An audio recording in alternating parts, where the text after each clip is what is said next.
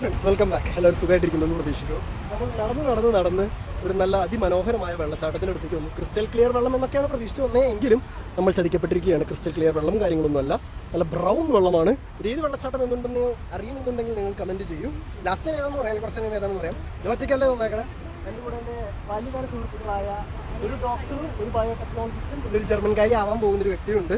അപ്പോൾ ഈ കൈയില്ലാത്തവളാണ് ഡോക്ടർ, അല്ല കൈയില്ലാത്തവള്. പിന്നെ പച്ച ബയോടെക്നോളജിസ്റ്റ്, പിന്നെ അവള് ജർമ്മൻകാരി ആവാൻ പോകുന്നു.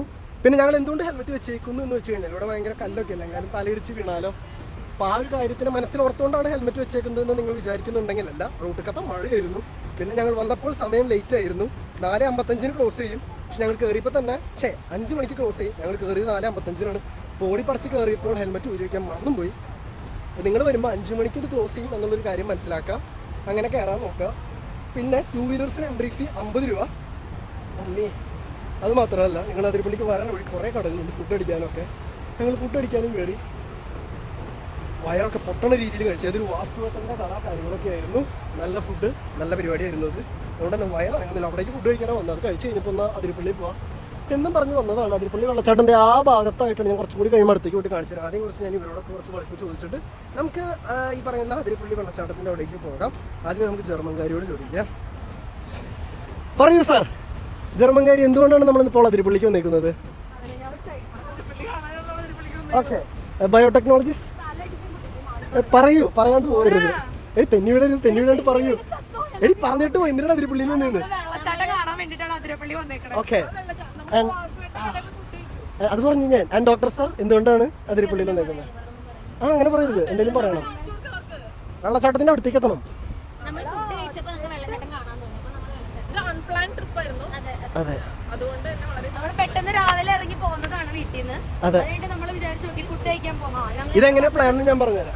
ഇവർ 3 പേരും ഓരോരുത്തരുടെ വീട്ടിലേക്ക് കയറി ഇറങ്ങി 3 നേരം ആയി കഴിഞ്ഞിട്ട് ഒരു സ്കൂളിലേക്ക് പോയി. നൊസ്റ്റാളജി അടിച്ച് എൻ്റെ തെന്നി വീഴും കേട്ടോ. സ്കൂളിലേക്ക് ഇറങ്ങി. സ്കൂളിൽ നിന്ന് എന്തായാലും ഞാൻ വീണ് നോക്കിക്കളാ. അപ്പോൾ സ്കൂളിലേക്ക് ഇറങ്ങി കഴിഞ്ഞ് കഴിഞ്ഞിട്ട് ഇവരെന്നെ വിളിച്ചു. അപ്പോഴാണ് ഞാൻ അറിയാം. ഞാൻ വീട്ടിൽ പോത്തോലെ കിടന്ന് ഉറങ്ങായിരുന്നു. എന്നിട്ട് ഇവരൊക്കെ കൂടി വീട്ടിലേക്ക് വന്നു. 3 പേരും കൂടെ ഒറ്റ സ്കൂട്ടറിന് വീട്ടിലേക്ക് വന്ന്. അത് കഴിഞ്ഞ് ഞാൻ എൻ്റെ വീട്ടിൽ നിന്ന് ഓരോരുത്തരെടുത്തിട്ട് ഇതിനകത്ത് ഓരോരുത്തരുടെ വീട്ടിൽ പോയി. കാരണം ഹെൽമെറ്റ് ഇല്ലായിരുന്നു. എന്തിനാ ഹെൽമെറ്റൊക്കെ അവിടെ വെച്ചിട്ട് പറഞ്ഞേ? ഹെൽമെറ്റ് മഴ നനഞ്ഞാലോ. അപ്പോൾ 4 ആൾക്കാർക്ക് ഹെൽമെറ്റ് ആയി കഴിഞ്ഞപ്പോൾ എല്ലാവർക്കും കൂടി ഫുഡ് അടിക്കാൻ പോകണം. ഫുഡ് അടിക്കാൻ വേണ്ടി ഞങ്ങളൊരു വാസുവേട്ടൻ്റെ കടയിൽ പോകാന്ന് വെച്ച് ആളുടെ കടയിൽ പോയി കഴിഞ്ഞ് ഫുഡൊക്കെ അടിച്ച് കഴിഞ്ഞപ്പോൾ അതിരപ്പള്ളി കാണണമെന്നായി. അങ്ങനെ അതിരപ്പള്ളി കാണാൻ വന്നേക്കുന്നതാണ് നിങ്ങൾ ഈ കണ്ടുകൊണ്ടിരിക്കുന്നത്. അതിരപ്പള്ളി നല്ലൊരു വെള്ളച്ചാട്ടമാണ്. നിങ്ങളെ ഞാൻ കാണിച്ചു തരാം. ആ കാണുന്നതാണ് അതിരപ്പള്ളി വെള്ളച്ചാട്ടം. ഇതിനൊരു നല്ലൊരു ഫുൾ വ്യൂ കിട്ടണമെങ്കിൽ നിങ്ങൾക്ക് ആ ഒരു ഭാഗത്ത് നമ്മൾ ഇങ്ങോട്ട് വരുന്ന വഴി അവിടെ ഒരു നല്ലൊരു വ്യൂ പോയിന്റ് ഉണ്ട്. അവിടെ നല്ല വൃത്തിക്ക് കാണാൻ പറ്റും. അവിടെ നിന്നും കാണാം.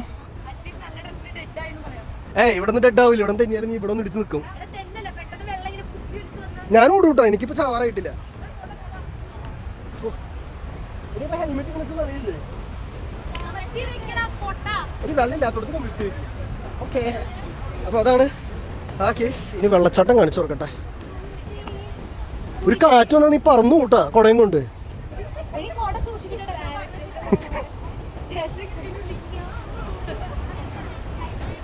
ഓക്കെ, ഇനി വെള്ളച്ചാട്ടം കാണിച്ചാൽ വെള്ളച്ചാട്ടം കാണിച്ചുകൊണ്ട് നമ്മൾ ഈ ഒരു ചെറിയ കൂട്ടുകാർ മൊത്തമുള്ള വ്ളോഗ് അവസാനിപ്പിക്കുകയാണ്.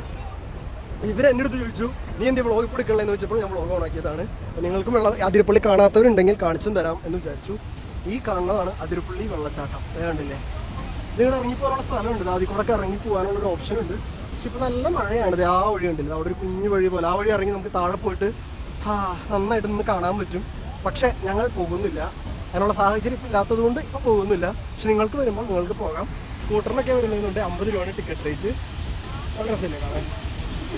അവസാനമായിട്ട് എന്തെങ്കിലും പറയാനുണ്ടോ? ഞാൻ ഈ വ്ളോഗ് അവസാനിപ്പിക്കുകയാണ്. 5 മിനിറ്റായി.